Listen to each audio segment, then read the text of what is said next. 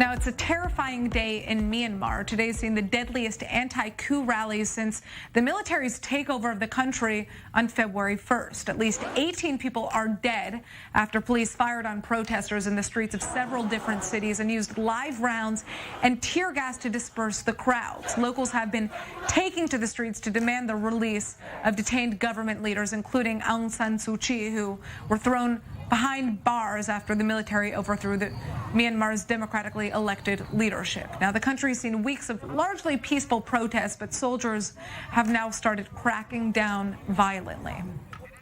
Well, we have Lisa Curtis, a senior fellow and director of the Indo-Pacific Security Program at the Center for a New American Security, joining us. So what does the situation look like in Myanmar as we speak? What is happening on the ground?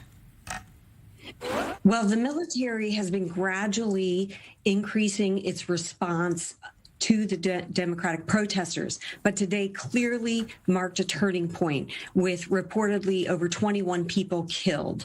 And this is precisely the kind of harsh crackdown that people have been fearing. It looks a lot like what the Burmese military did against democracy protesters in 1998 and 2007. So the Burmese military knows that the international community is watching. In fact, on Friday, the Burmese UN representative said that he stood with the protesters and he called on the international community to take steps against the military. So the Burmese military knows the international community is watching, but it's trying to intimidate the protesters. It's trying to get them to go home and stop their large gatherings. But I don't think that will be the case. Why has the military become so violent now? Well, the protests were growing in size, and I think they wanted to make a statement that they were not going to tolerate this. But I think we have seen a firm response from the Biden administration. Of course, a couple of weeks ago, the Biden administration froze $1 billion in assets in the United States of the military leadership. There's certainly more that the U.S. can do, but there's also more that other countries can do as well. The EU has said that it will implement sanctions as well. But the challenge is that China is unlikely to implement the same kind of sanctions. And so the Burmese know they can count on Chinese support moving forward.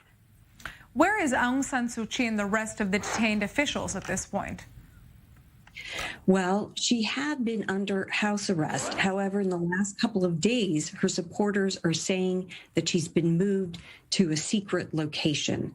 She had appeared by video for a court appearance about 2 weeks ago, and she's supposed to appear again tomorrow. So we'll have to see if that actually happens given today's events. Well, obviously, the question is whether or not the international community is going to get involved here. If they don't, what do you think is going to happen? Well, I think if there is not a strong reaction from the U.S., from the Europeans, from countries like Japan and India, which also have economic interests in Burma and relationships with the Burmese military, if you don't see that kind of response, then clearly things will just get worse and we'll see a further crackdown. So I think, now is the time for the international community to stand up, to show that it will not tolerate these actions. I think the Burmese military miscalculated.